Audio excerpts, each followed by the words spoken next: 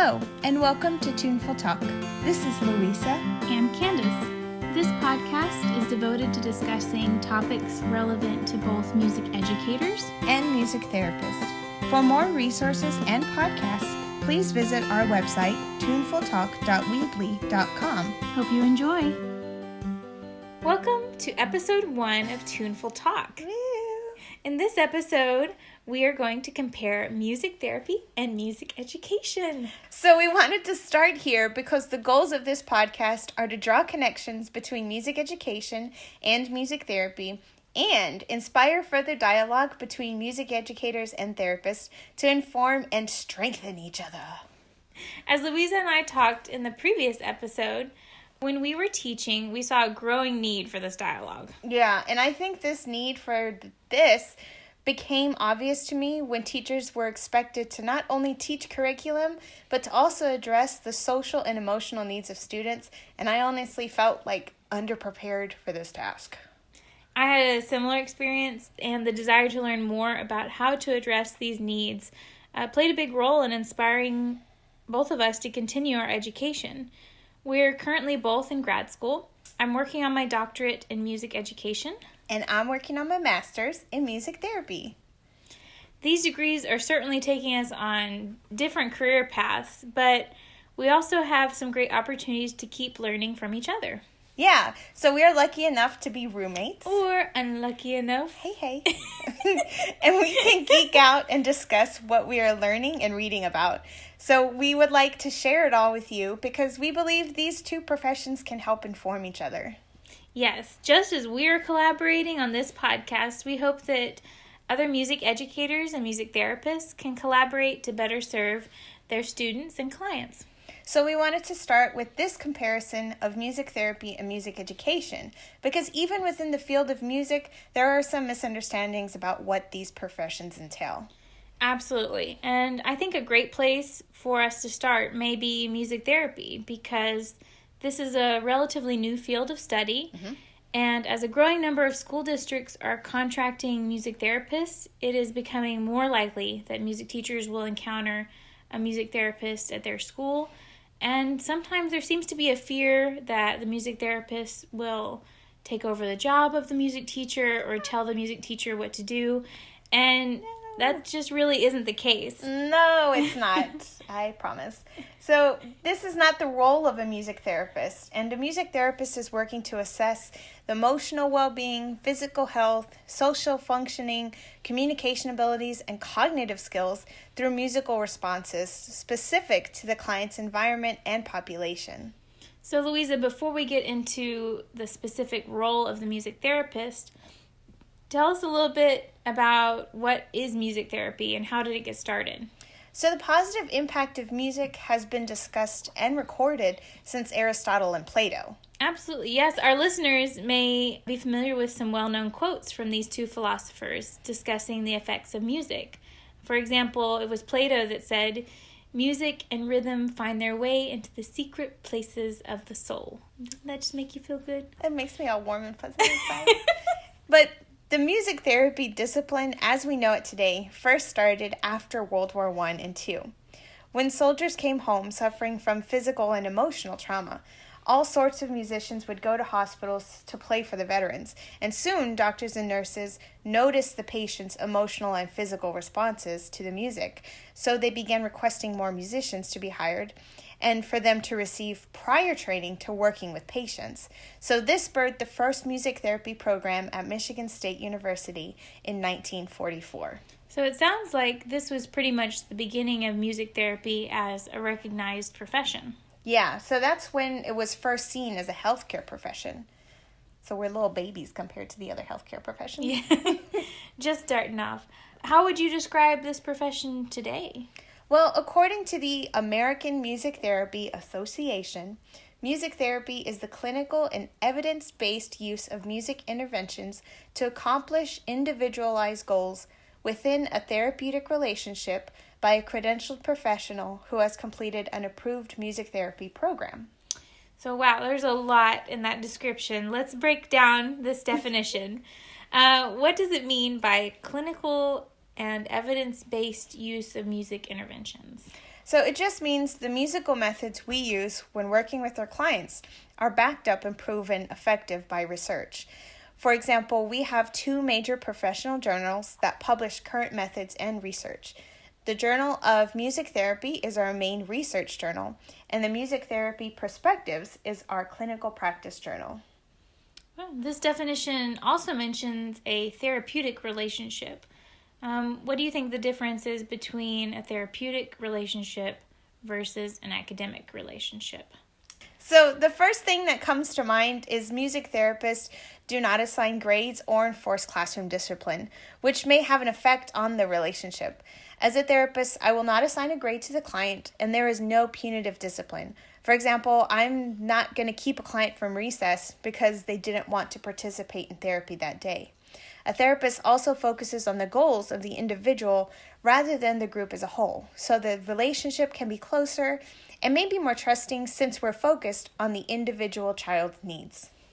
But of course, I also think this is where we also get to some common ground, depending on one's personal teaching philosophy. Yes, so I know some teachers that really want to teach the individual child and teach the whole child as well. But in reality, there are a set of academic standards that need to be met, and there is limited time and resources that a teacher can devote to each student. Yes, that's true. And at times, I see it as a bit of a balancing act. Yeah. I know when I was teaching, there were times when music making skills were the focus of the lesson, and times when addressing other needs, such as communication skills, were the main focus. Mm-hmm. It just really depended on what the class needed to experience a successful music lesson. Mm-hmm. Yes, yeah. So rather than focusing on the differences, let's start discussing the similarities, because depending on your teaching philosophy, they can be pretty similar. I think that's a great idea, because I think these professions may be more alike than they're different in some ways. Yeah. So first, we teachers and therapists both want to create a safe environment, both physically and psychologically. Maslow's hierarchy of needs shows if students don't feel safe, then their brains are not prepared to learn. Mm-hmm. Yeah, oftentimes we plan our lessons, or for a therapist's case, their sessions, a certain way to set up our clients and students to be successful. Mm-hmm. In the end, we want both our clients and students to feel like they are improving and accomplishing something. Yeah. So also we both use encouragement to motivate, and help build a stronger relationship with others. Yeah, when it comes down to it, music therapists and educators are both in caregiving professions and seeking to build the best relationship possible to serve our students or clients. Mm-hmm. However, the service we're providing is what is a little bit different. For music education, the goal is to teach music. The goal for music therapy is to use music as a tool to teach or work on other skills. For instance, both a music educator and a music therapist can use the same song, but each for a different purpose. An educator might teach head, shoulders, knees and toes. Knees and toes. Knees and toes. To practice maybe audiation and discuss tempo. I know I really like to use it for tempo. Yeah, and I loved using it for audiation when we take out certain words and we have to think them. Yeah, it's a great song for that. But a therapist will use head, shoulders, knees, and toes because maybe it's the client's favorite song, and their enjoyment of the song encourages gross motor movement, which may be a goal for them. Mm-hmm.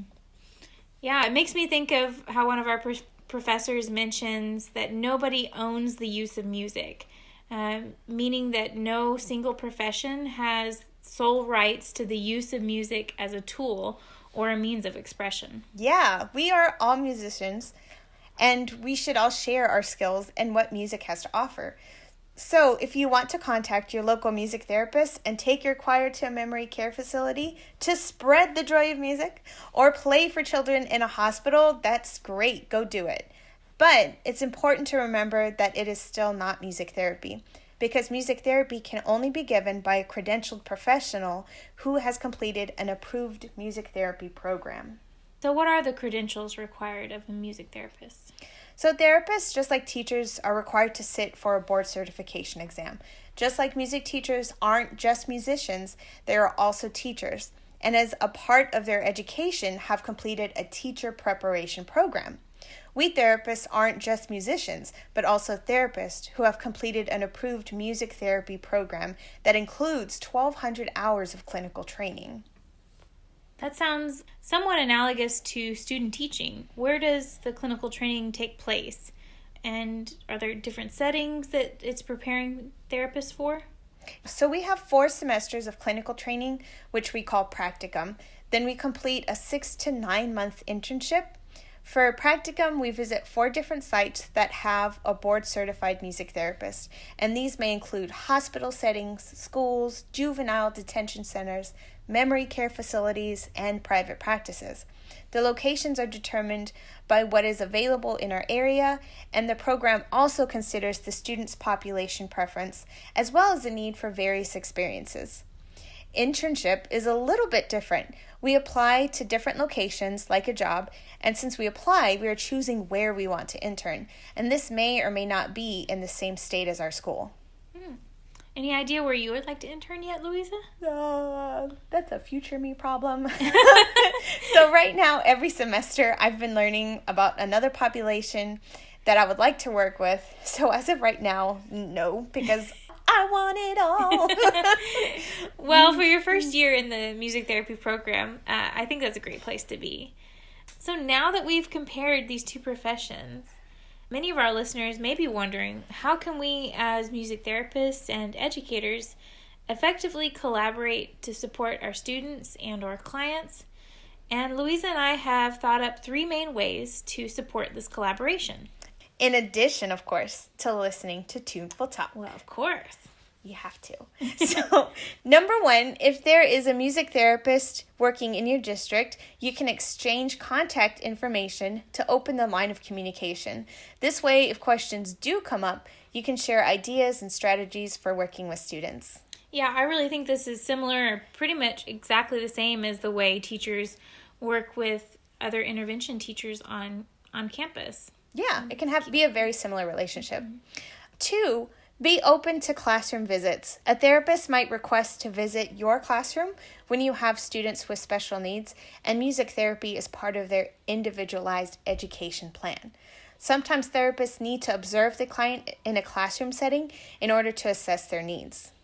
Yes, and I think it's important as a teacher to remember that these visits are about the student, and the music therapist is not there to evaluate or interfere with lessons. In fact, you as the teacher may choose to invite the music therapist as part of your instructional collaboration. Yeah. And 3, invite a music therapist to talk to the staff about special education services and the music therapy department in your district. This not only serves to make the staff more aware of music therapy services, but also advocates the importance of music in our schools overall. Absolutely. Honestly, we have different roles as music educators and therapists, but it all comes down to communicating with each other about how we can help our students be successful. And that's what this entire podcast is really about. So as we move forward, we'll be discussing specific resources, approaches, and activities which can be used collaboratively between music teachers and therapists. More information about music therapy can be found on the American Music Therapy Association website. A link to this website is found on our homepage. Our next episode will start a series inspired by the multicultural music therapy course Luisa and I are currently taking together. It was this course which springboarded Tuneful Talk. Yay! The title of our upcoming series is Music from Cultures Around the World. Dun, dun, dun. So thank you for listening to Tuneful Talk. Y'all have a great day. Resources gathered for this podcast can be found on our website. If you have any questions about what we discussed or a topic request for a future podcast, please send us a message through our website, tunefultalk.weebly.com.